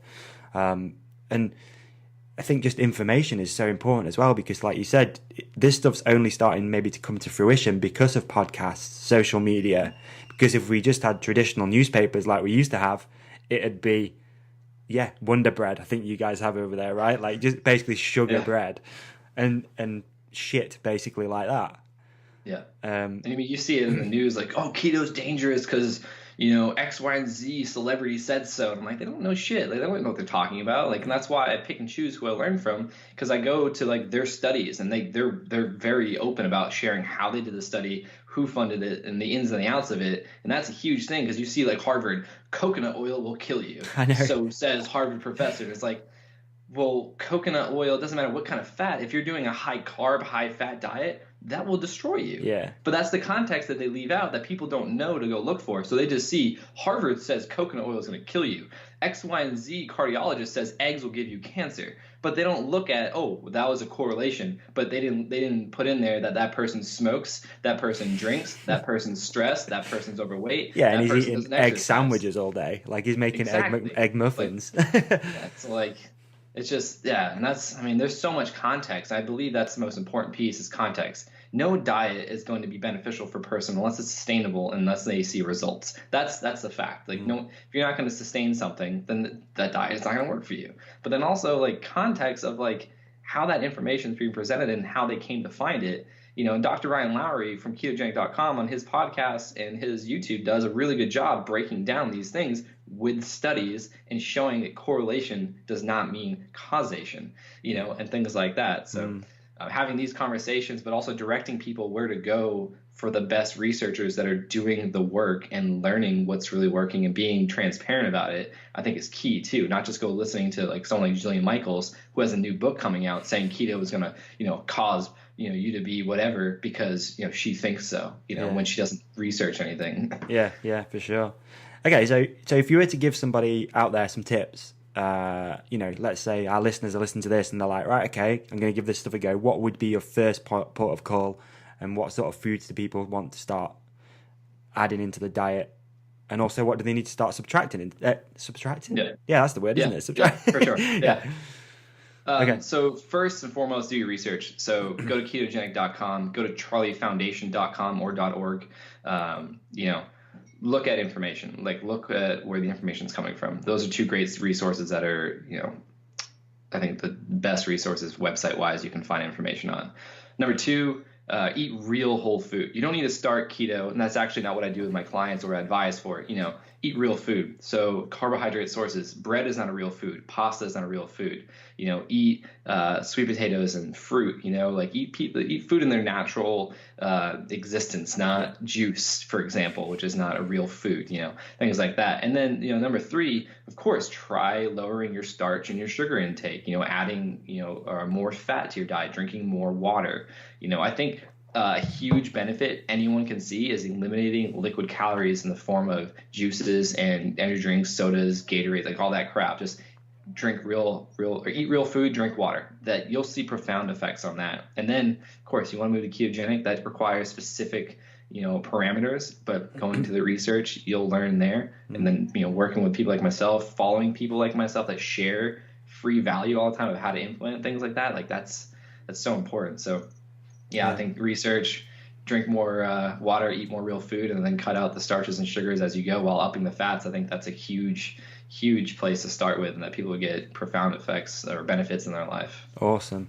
In fact, one of the last podcasts I did, we talked a little bit about nutrition with a strength and fitness coach, Ben, and I sort of shared on there that one thing I learned quite a long time ago was that always try and eat food, and it's like you said, it's raw/natural form. So basically try and have your plate to be just one single ingredient food, not something that's come out of a jar or you know what I mean? You don't know where it's come from or what, it's processed basically. So avoid all that sort of stuff. Yeah. And that's one thing that I always still really heavily try and do. And water, that's been massive to me because I've got a kidney liver. I always get them mixed up. How bad's that? It could be a liver problem. So I have to drink a lot of water, otherwise I go like a little bit yellow. almost Okay. like a jaundice. Yeah, I think that's your liver. Yeah, I think it is. I always get them mixed up. You know, you've made a connection in your brain, like you don't know which one, which one's which. But yeah, it must be a liver problem. So I have to drink a lot of water anyway. But yeah, a lot of water is important as well. Cutting out. Yeah. What do you think then to things like energy drink companies getting involved in action sports? What is your take on that now, especially now you're not sponsored by one? So Yeah. And I've actually turned down money from like soda companies and energy drink companies because it's just toxic. And I think it's a horrible thing because obviously, yeah, it supports the riders, which today, BMX, mountain bike is, I think, doing a little bit better than BMX, especially event wise. But like sponsorship dollars is everything to these people because they're putting their life on the line to do something full time that they love. And energy drink companies, pay decently depending on what contract you end up getting, things like that. But I think it's also poor because they're showing this idea that, X, Y, and Z rider drinks this and does this, so you should go and buy it. And kids buy that. Kids buy into that idea. Adults buy into that idea. And then they go drink it. And sugar for anyone is toxic to the brain. On that level is even worse. And then at that age of a child drinking it, like the brain doesn't stop developing, till you're 24 or so. And then having that kind of toxic consumption just destroys everything. And like that adding up, like once in a while, it's not going to do harm unless you're, a very specific area of your life or, whatever you got going on. But yeah, and it's sad because a lot of them just drink water in their bottles at the contest. And like it's got the logo on it. So kids are like at the park. I see it all the time. Kids are just drinking energy drinks mid-session and like just when they're not riding or skating or whatever. And I'm just like, man, like, so I'm obviously not a big fan about it. And I think that it's crazy. Yeah, it is crazy because again, you can't argue with what they've done for the sports. They sponsor full-on contests. Like everything. Mountain Dew was a sponsor for one of the biggest series in BMX that helped me a lot in my life. And that's like gray area. That's like, man, like they're helping us, but like they're actually destroying us at the same time. So, but there's got to be a better way. And then having these conversations and really people staying in their integrity, I think, is huge too. Because a lot of riders that I know personally will say that they know this isn't right or it's not healthy, but then like they're like, I need the paycheck. And it's yeah. I think once you get past that, spot. There was a good example actually on the world mountain bike circuit. Josh Bryceland, who at the time was at the top of his game, and he turned down a sponsorship deal from Monster and instead took on a company called Drink Water. Have you seen that? It's pretty cool, like cool logo. So, yeah. It's just Drink Water. And he did that instead, which I thought was really good. And again, it's hard for a lot of these athletes to turn down that sponsorship check. And it's almost like a rite of passage as well, right? That you've got, not a rite of passage, but it's validating that you've got the Red Bull hat. You made it. Yeah, exactly. Energy drink sponsors were like, yeah, you made it if you got an energy drink sponsor. Yeah. And then now, like, they don't tell you, like, some of these riders are riding for like $200 a month, $500 a month, and it's like, oh yeah, you made it, like, like it's insane, like that. If that's what you think made it, but it's just the power they have, and that's what I think is scary. Is like they have such influence, the brands themselves that like, and these riders are killing themselves, and like they're just trying to stay afloat bill wise, expenses and stuff. So. Yeah, I don't know. It's tricky spot, tricky subject, but we'll see some changes soon. Yeah, maybe. All right, I want to be really sort of like mindful of your time and not keep you for too long. So, just give us again, like not again, but like a breakdown then of what your daily food intake looks like, just to give people maybe a bit of a guidance as to what it is that you are eating. Okay. So for the most part, when I'm home, my routine is, wake up, drink water. I drink a good amount of water before I have any coffee. And then I'll go to the gym first thing in the morning. So I do it in a either fasted state or I'll have exogenous ketones as like a pre-workout type thing. That's not, it's just like give or take how I'm feeling really that day. And then I'll come home, I'll have some coffee. If I have coffee before I go to the gym, it's usually black, maybe a little bit of cream in there. But after I come back from the gym, I shower, do all that, then I'll make a coffee with some more fat in there. And then that's probably like 10:30. And then I usually don't eat till around 12 to 2 o'clock. Okay. Like today I had a couple eggs, some pieces of bacon. I'll do some sauteed veggies. I love avocado. That's, pretty easy there. And then, or I love doing just a bed of greens, whatever your choice, and throw a bunch of baked chicken thigh on there, some walnuts or pecans, some avocado again. I like doing pickled okra on the side. Okay, and then, nice. yeah, put some MCT oil, some olive oil, or Primal Kitchen dressing, which is avocado oil based, and just have like a big ass salad. Because I do 2 meals a day. Okay. Go ride later on after that, get some work done, and then dinner. My second meal of the day is usually fish or steak or some kind of chicken, and then just fat on the side and vegetables. So yeah, sauteed veggies and coconut oil or some grass-fed butter, salt, pepper, garlic, all that stuff. And then, like I said, just it's super simple. Like my girlfriend loves to get complicated with the recipes because she enjoys cooking, but I just pick a protein source, what kind of fat would pair well with it, and then some vegetables, whether it's a salad or just saute a bunch of them. And super easy, efficient, convenient, less time cooking and cleaning. I can do more stuff, and I feel good that way, and I feel light working out, fasted. That's why I do that, and get better results that way too, I believe. And I'm pretty confident there's an avocado mafia in the UK because it's the biggest hustle ever, avocados, because they're expensive here, and I don't know if it's the same in the USA, but in the UK, avocados are pretty expensive, and it's like a 70% chance that you're going to get a shit one, that it's going to be black or it's going to be rock hard. It's like the best hustle ever, dude. I'm sure it's mafia. I'm sure it's mafia organized. It must be. That'd make a great T-shirt. Man. Hey, avocado mafia. We should we should do that. Okay, interesting though, man. You've really cleared a lot of things up for me personally, and hopefully there's people listening that are gonna give it a shot that maybe are struggling with inflammation and stuff like that. That again, the ketogenic diet for me really alleviated any sort of. I had like back pain, for example. It just disappeared. And inflammation is crazy when you can lower it. It does so much good things. Two things I've also been really looking at recently, so I wanted to ask you. So do you play with fasting much? Do you do that yourself?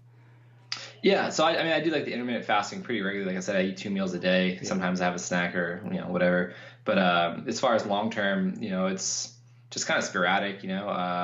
Sometimes I'll do a 24-hour fast. Sometimes I'll do a 36 to 48. Just I don't know. I don't keep too much structure around it. I just kind of go with how I'm feeling, and traveling is pretty good to do some fasting with that. Because you're traveling, there's no need to eat, and helps you get back on like time zones and things if you plan it right and some of that. So yeah.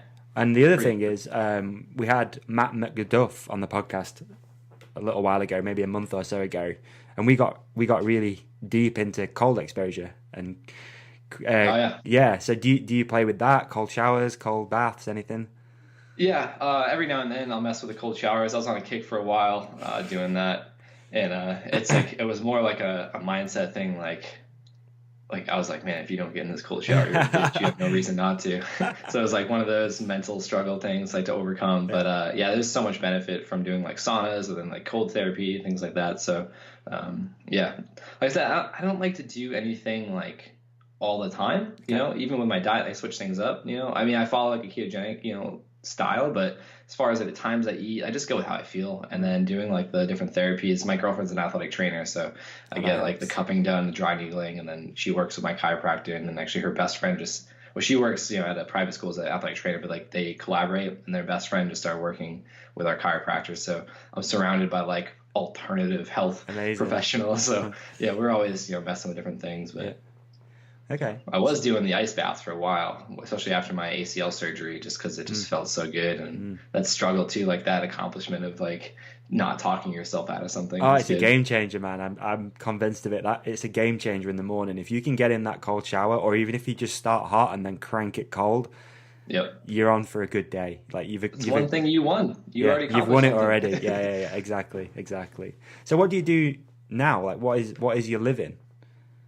So I make 100% of my living from non-BMX related things now. I run my own ketogenic health coaching company where I do private coaching or I do group coaching. Mostly work with executives and small business owners. Okay. But then I do, work with other people that just, hit me up, and so I don't shy away from that. But then actually moving into public speaking now, working on writing a book, and still ride at the same level. If I want to compete, I would need to do a lot of work conditioning wise, because I haven't been focused on it, but still do the same tricks and all that. But really just the health coaching business and speaking. That's how have you found the public speak? Sorry to interfere. How have you found the public speaking stuff? Because that's a big thing to do. I think kind of relating this back to myself, even doing this podcast for me sometimes is pretty difficult because you forget that people listen. Do you know what I mean? People will go, oh yeah, I listen to you. And you're like, oh my God, I forget. Like, I know you do it, it goes out, and now a lot of people listen to it.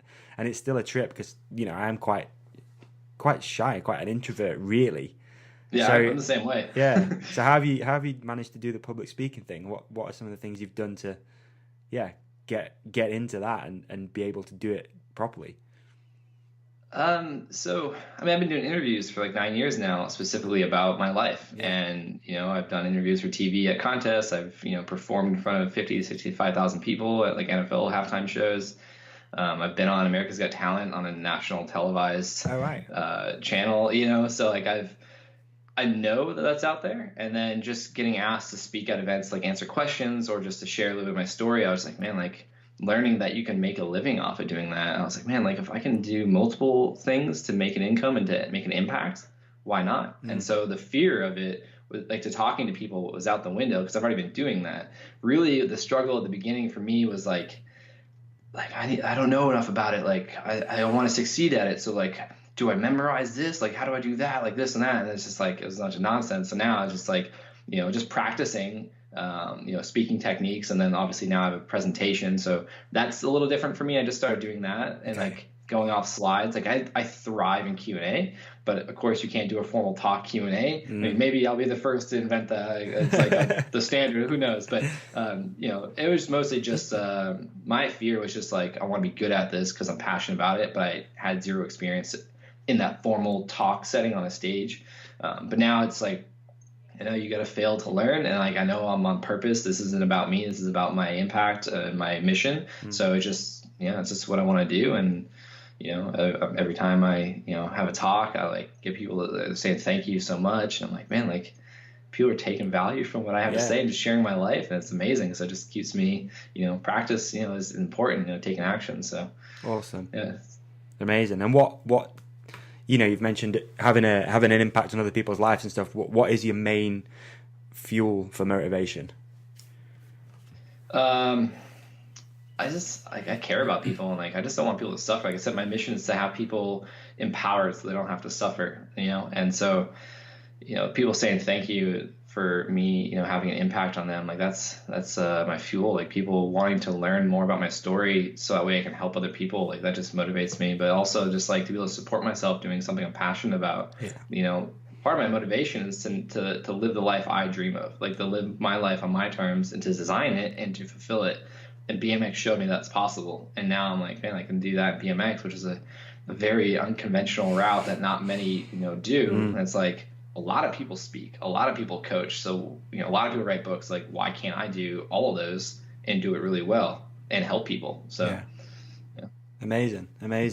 Just do a couple of quick listener questions, if that's cool, and then we'll get you out of here. Go enjoy the rest of your day. Okay, got a couple. First one on Instagram @ridepoint5. So we might have answered some of this, but what prompted Josh's keto lifestyle? Lots of studies linking brain health, cognitive function, and even cancers to high-fat keto diet. Be good to hear this. I think we may have answered some of that. Yeah, I mean, all of those are what sparked it. Yeah, all of those. Okay. Thanks for the question, though, Darren. Next one, @theAberdare_MTB on Instagram. This is interesting, actually. So, being on the road for work, what's the best way to plan meals from home? Also, what's the best options for lunch on the go to avoid the dreaded takeaways and greasy spoon cafes? So I'm guessing they're able to bring their food with them, as he said, preparing for his trip. So it's not the best as far as like getting a hot meal, but like protein shakes, bringing that in MCT powder, and then like different nuts and seeds, like those are like the best way to stay prepared as far as like just throwing in your bag. But then like Wild Foods is a brand that makes wild caught canned fish of all kinds. So I always pack those in my bag. Those are really great. There's different keto bars and stuff that you can bring too, but I don't know. I guess if you're looking at like whole food based, like if you're able to cook your food and package it and bring it like for a trip, assuming you're not traveling via plane or anything like that, then cooking your proteins, like hard-boiled eggs, cooking your bacon, and then like throwing that in like tin foil and like cooked chicken and steak and all these things, like just cooking your food and putting it in containers and then bringing that. That's, I mean, super simple, and you can keep it basic and just have your protein, your fats, maybe your cooked veggies and your nuts and stuff on the side. Or I love bringing like a super green powder, just so that way I'm, making sure, like, 'cause I mean, bringing vegetables on a plane is, you're not really gonna do that. So, but then really just being mindful of your choices and what you're able to do eating out. I mean, you can do, like, here in America, we have a bunch of like Chipotle and like Five Guys, like fast food chains, but they're like quality. So you get a burger, just no bun. Just get all the vegetables and the meat and whatever. Chipotle, just don't get grains or beans, and then get all the different kind of meat and vegetables, guacamole, sour cream, cheese. Super easy. So I think prepping, but then also learning of your options, and going to somewhere you can get a ketogenic meal or a low carb meal anywhere you go. You just may have to ask no rice, extra veggies, no potato, extra vegetables and fat, burger, no bun. Super easy. It's just about making that choice. For sure. Good answer, dude. So what have you got going on in the future? Is there anything you want to promote before we wrap up? I don't know. I'm going to Metabolic Health Summit on Wednesday to perform, attend, possibly speak. And then, I just got a bunch of traveling for different like networking events. Dr. Westman out of Duke University is a ketogenic specialist. He invited me to speak at his event again. This one's in Tampa, Florida, in 3 weeks. Okay. I'm just doing stuff like that, so social media, I'm always just posting about it, giving a heads up, things like that. So, I don't know. It's got a lot of travel, a lot of just taking action, doing new things. And I'm doing a talk actually March 23rd at University of Florida for their Retail Smarter Conference. So I got invited to be a keynote speaker for that. They're going to have a bunch of like CEOs and stuff of like different retail companies and all sorts of stuff like that. So it's a little nervous, but pretty exciting. Cool. And so where can people find you, man? Where's the best places for people to go? And all these things, before you say them, will be below in the show notes too. So people can just go there and check you out. Perfect. Yeah, so I mean, everything is easy. I just keep it at Josh Perry BMX, Instagram, YouTube, Facebook, Twitter, joshperrybmx.com, LinkedIn. It's all the same. I'm most active on Instagram. So if you send me a DM, you sent me a DM on LinkedIn. So, I mean, I respond. I check Instagram daily. So I think we've done all of them, right? So we started on LinkedIn. We definitely did some Messenger. Instagram. Yeah, we've done some Facebook, email. We did it. Yeah. We checked it all off. I definitely check the Instagram regularly. The other ones are just kind of hit or miss if I remember to, or if I'm busy and I just prioritize Instagram. But yeah, and I'm super active responding. It's like Danny Hickerson was like one of my favorite BMX riders when I was 16, and I messaged him on MySpace and he responded and he was like, let's ride sometime. So cool. I get to go on a trip with him 5 years later. I became friends with him. It was a dream come true, but I've always kept that in my mind to respond to people no matter what, even if it's just quick and short. But because that made the world a difference in me. So just try to do the same. For sure. And you also have a website too. Yeah, just joshperrybmx.com. Perfect. Yeah, everything's just Josh Perry BMX. Keep it streamlined. on brand.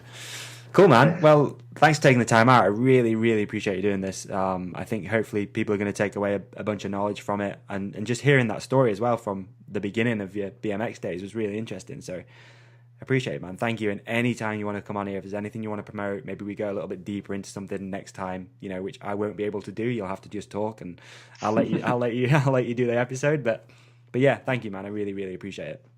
Yeah, for sure. Yeah, thanks for your time too, and thanks for the question about the beginning, and be able to chat more about the journey of becoming a professional BMX athlete and why I got into doing what I'm doing today. That means a lot. And yeah, maybe if the book comes out next year, we can get on and talk about that, because I want to talk about a lot of personal things that I've been through. I think could help a lot of people that I don't share enough about, and then people don't ask me about because I don't share about it. So a lot of deep things, but yeah, for sure. I mean, I appreciate you giving me the opportunity to share in your platform, and hopefully one person took some value away from it. That makes the difference, and that's exactly what I'm trying to do. So thank you. Sure. You're welcome. All right, let me just end this recording, and there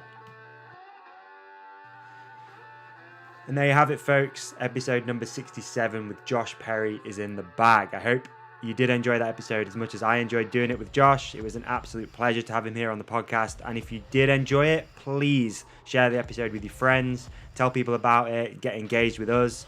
drop Josh a message, whatever you can do to help spread the word. It's much appreciated. And also, if you do leave an iTunes review, chances are you're going to win some Sax underwear, so please head over and do that too. Don't forget, you can also follow us everywhere. It's at The Hook It Podcast on Facebook, Instagram, and there is a brand new way to listen dropping very soon. So keep an eye out for that. And that's it, folks. That's a wrap. Project Change. I'm going to leave you with this thought. Have you donated yet? If you're still thinking about it and it's no, then what the hell are you waiting for? Go donate. Peace out, guys. Have a great week. Over and out.